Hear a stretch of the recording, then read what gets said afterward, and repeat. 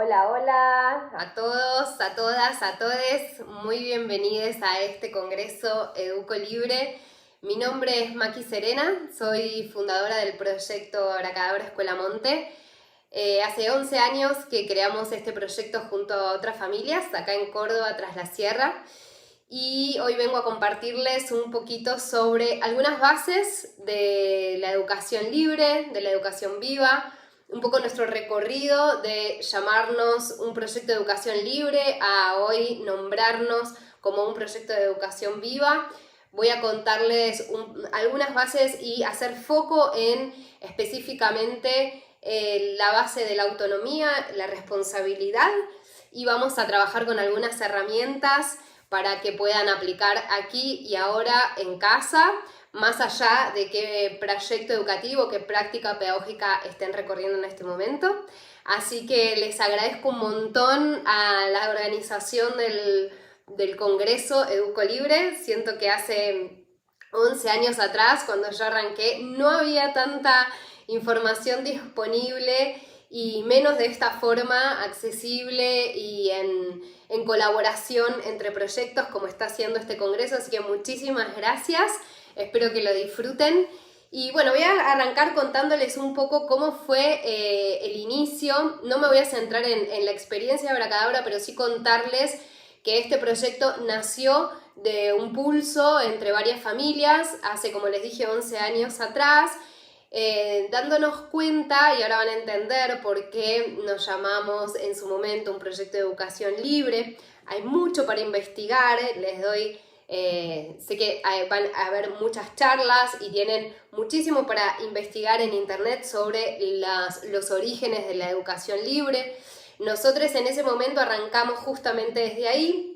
Éramos un grupo de familias en un círculo de puerperio, investigándonos adentro, discerniendo qué queríamos, qué sentíamos en cuanto a la educación con nuestros niños, nuestras niñas, y la mayoría éramos primerizas, así que en su gran parte era muy investigativo de nuestro mundo interno, de nuestros ideales también en cuanto a la educación y a bastantes aspectos de la crianza, ¿no?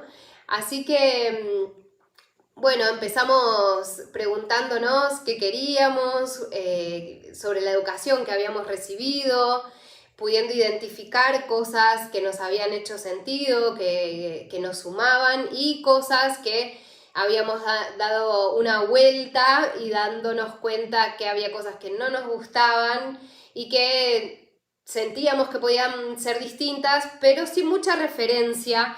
Como les digo, hace 11 años atrás no había tanta información sobre la educación libre, así que no teníamos tanta referencia de lo que sí, digamos.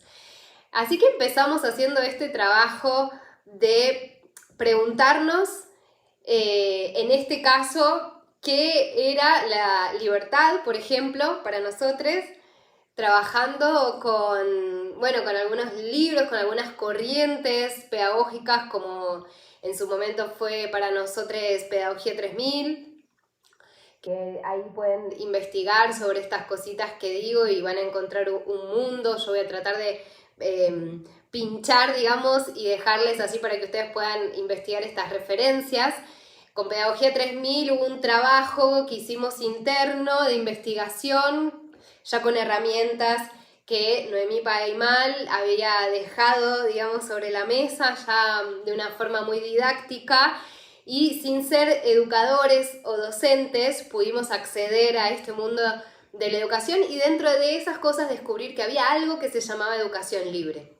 A partir de ese momento a mí me voló la cabeza, literalmente me voló la cabeza, porque siendo mamá primeriza y con mucho entusiasmo de encontrar lo que sí y sin tanta referencia incluso de por dónde, medio que siento que no nos quedó otra que investigar en nuestro interior primero, ¿no? No fue desde fue de una forma más intuitiva, digamos, donde nos dimos cuenta que en esos círculos de crianza, de puerperio, de varias familias necesitando esa comunión, porque ya les digo, no había tanta referencia ni tanto en ese momento podernos investigar en casa y tanta cosa accesible. Tuvimos que empezar a ver adentro nuestro qué queríamos para nuestros hijos, cuál había sido la educación que habíamos recibido, con qué estábamos en resonancia, con qué no. Y ese ejercicio siento que fue el primer insight que nos llevó a darnos cuenta, y ahora voy a empezar a hablar bien en singular porque les voy a contar sobre mi parte de la historia, digamos. Después cuando hable del proyecto de la cabra voy a pluralizar, pero en este momento quiero contarles cómo fue mi proceso. En ese momento yo me di cuenta que la educación libre que yo estaba construyendo adentro mío era un proceso de liberación. No tenía tanto que ver con un aspecto pedagógico o tanto en su momento con un anhelo de cómo iba a ser la práctica educativa, sino que vislumbré que esa escuela que se estaba gestando adentro mío tenía que ver con un proceso de liberación primero. Y ese proceso de liberación primero tenía que ver con un proceso adulto. Y darme cuenta que ese proceso de liberación tenía que ver con haber identificado tanto cosas que no me gustaban, digamos, de lo que había sido mi recorrido en la educación, como patrones limitantes que yo había adquirido, como cada uno, ¿no? Ahora vamos a ir a estos aspectos. Esta práctica es lo que yo fui reconociendo que para mí era la educación libre.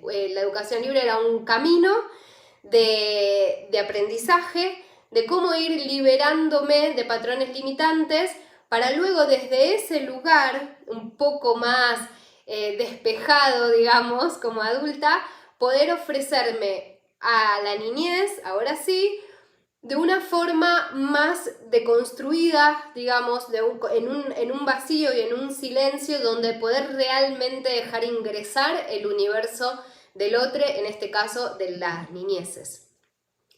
Así que bueno, eso fue como el recorrido de la educación libre desde los inicios de cómo fue para mí contactar con esta práctica. A partir de ahí sí empezamos a darnos cuenta que con ese grupo con el que compartimos estas investigaciones, empezamos a darnos cuenta sí de que había algo que se llamaba educación libre, que había proyectos con referencia de muchos años, tanto en Ecuador en su momento con Rebeca y Mauricio Wild, con la Pestalozzi, y me acuerdo que los primeros referentes fueron escuelas de España como Paideia y escuelas más de la rama anarquista.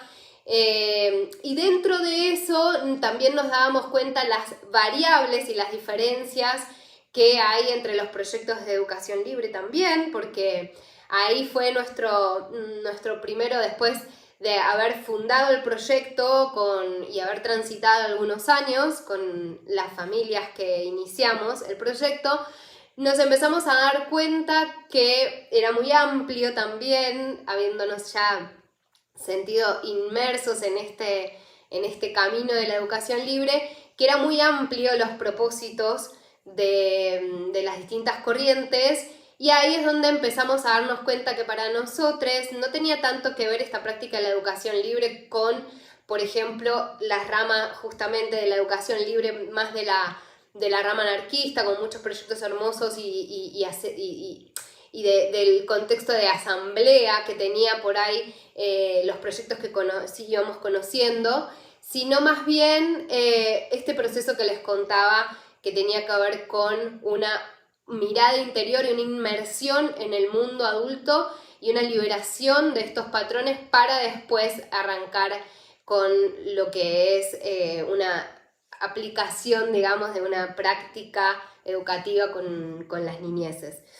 Así que en ese momento yo empecé a darme cuenta que esa deconstrucción constante y esa liberación constante era como una célula, ¿no? Como un organismo vivo que está en constante transformación y que el desafío más grande que vivimos constantemente, pero en ese momento fue como esa develación, que cada organismo tiene su propia diversidad, ¿no? Entonces, por ahí yo miraba proyectos y decía, bueno, ¿y en el nuestro qué? ¿Y yo qué? ¿Y conmigo qué? ¿Y qué siento yo? ¿Y qué pienso yo? ¿No? Y en este traer para adentro, integrando, ¿no? Por supuesto, cosas que iba descubriendo afuera, me daba cuenta de que cada proyecto es un organismo vivo en sí mismo y que cada proyecto tiene su particularidad, su identidad propia, y este proceso hizo, bueno, justamente darnos cuenta que este proceso y este reconocernos un organismo vivo fue lo que hizo transformar, digamos, esta forma de llamarnos de educación libre, que constantemente va a estar liberándose, y esa esencia, por supuesto, continúa siendo en nuestra práctica educativa, pero decidimos reconocernos, digamos, como un organismo vivo, y encontramos todas estas analogías con un proceso de un organismo natural y autopoético, como dice Maturana, que sabe y va descubriendo cómo regularse a sí mismo. Entonces, de ahí surge que nuestra forma de llamarnos empiece a ser educación viva. ¿Por qué aclaro esto? Porque la esencia, y como este congreso se llama Educo Libre, la esencia sigue siendo esa. Hay mucho para investigar hoy por hoy, por suerte tienen accesibilidad en las redes para poder buscar todas estas cosas que estoy nombrando. Así que para que no nos perdamos en terminología, si es libre, si es viva, la esencia es la misma. Es una cosmovisión que tiene como base el proceso de aprendizaje propio que pone al niño, en este caso. Ahora sí vamos a hablar desde esta instancia, pone al niño como protagonista de su propio aprendizaje, en donde como creador de ese camino, creador de esa realidad de aprendizaje, el adulto acompaña, pero no es quien va a marcar el ritmo de ese aprendizaje. El que va a marcar el ritmo de ese aprendizaje es la niñez, es el protagonista en este caso, como estamos diciendo, y recordándonos que tanto el niño como el adulto es quien está aprendiendo constantemente. También este paradigma es muy importante de nombrar, ¿no? No es que acá el niño está aprendiendo y el adulto tiene todo resuelto, no, como nombramos antes con el concepto de educación libre, va a haber un proceso en la adultez que siempre está sucediendo, siempre está aprendiendo, siempre está autoindagándose, siempre hay un proceso de autoconocimiento, y la niñez también está en su proceso de descubrimiento, solo que, por supuesto, en franjas etarias distintas, por lo tanto esos procesos son distintos, y de ahí surge también, en nuestro caso, la necesidad de crear un proyecto educativo donde las niñeces puedan estar inmersas en esa misma frecuencia de aprendizaje libre, autónomo, respetuoso, donde pueda pasarse esa información genuina de uno a uno, de una a una, y no sea solo este paradigma de el adulto llena de información por concebir que la niñez está vacía, ¿no? de aprendizaje, de contenido. No, la educación libre, en términos generales, lo que viene a cambiar fuertemente de paradigma es la niñez ya llega, todas, llegamos con un quantum de información a desarrollar.